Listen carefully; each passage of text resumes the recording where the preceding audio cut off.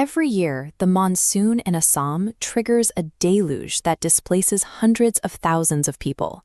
The rising water swallows entire districts, forcing local wildlife, like these stranded rhinoceroses, to scramble for the last patches of dry ground.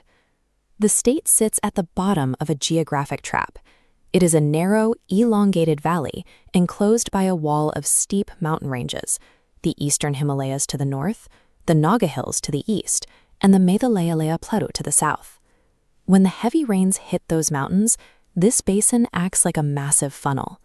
The steep terrain collects overwhelming volumes of water and channels almost all of it directly into the central valley, congesting a single main artery, the Brahmaputra River. This elevation cross-section graph shows the river's path. The Brahmaputra originates high on the Tibetan Plateau, at an altitude of over 5,000 meters. But as it crashes into the plains of Assam, the elevation plummets to just 152 meters. That steep vertical drop gives the water immense kinetic energy. Before a single drop of rain falls on the valley floor, the physical topography of the region has already built a high-pressure water engine. Flooding here is built right into the landscape. But the river didn't always flood with the volatility we see today. The shift began on August 15, 1950, when a massive 8.7 magnitude earthquake ripped through the Assam-Tibet border. The violent seismic shaking triggered colossal landslides across the surrounding hills.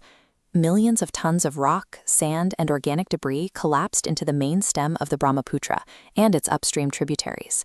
This sudden influx of debris caused a process known as bed aggradation. As the river carried that massive load of sediment downstream, it deposited the material along the bottom of the channel, permanently raising the actual riverbed by approximately 1 meter in Upper Assam.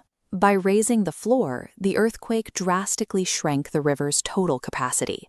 Today, it takes significantly less water for the Brahmaputra to overtop its banks than it did a century ago. The 1950 earthquake broke the valley's historical equilibrium.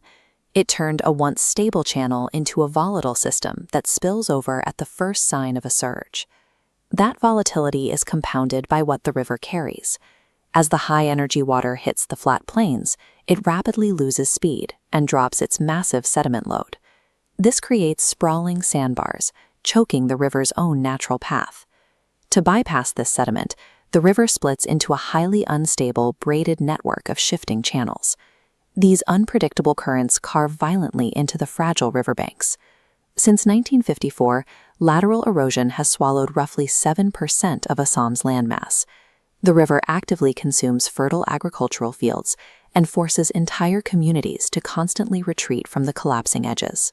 You might think the solution is to simply dredge the river and dig it deeper, but the Himalayas continuously supply such an immense volume of new sediment that any dredged channel will usually refill to the brim within a single monsoon season.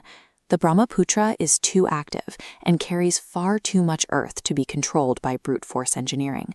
Digging it out is a losing battle against the mountains themselves. Now, human activity is accelerating that battle. While overall seasonal rainfall in the region is actually showing a marginal decline, the frequency of short, intense extreme rainfall events is spiking. Localized cloudbursts in the steep upper catchments create rapid, high-energy flash floods.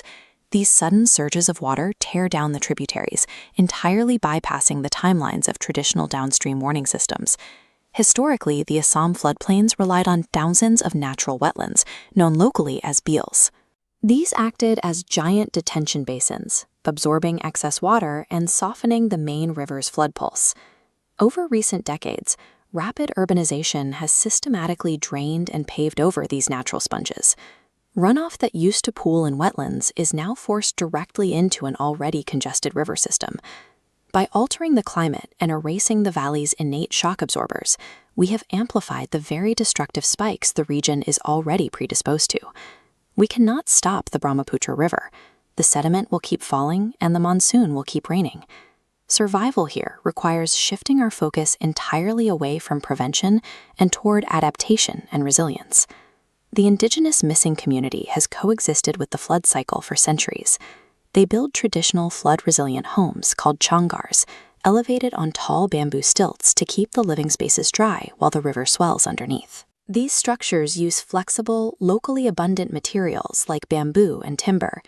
Because they are modular, the physical floor height can be actively raised or lowered based on the severity of the year's predicted water levels. Today, this ancient adaptability is being paired with modern technology. The community-based flood early warning system places electronic sensors in upstream tributaries to continuously monitor rising water levels. Looking at this data flow model, you can see how the system works. When an upstream sensor detects a critical water rise, it bounces a signal through a transmitter, delivering a near real-time mobile text alert directly to a downstream village. That early warning buys crucial hours. It gives families the time they need to gather supplies and allows organized rescue teams to execute structured, safe evacuations before the worst of the flash flood hits. Assam's survival depends on abandoning the illusion of total control. By adopting a hybrid model of ancient indigenous wisdom and low-cost modern technology, the people here are learning to live in rhythm with the river. Subscribe for more such reports.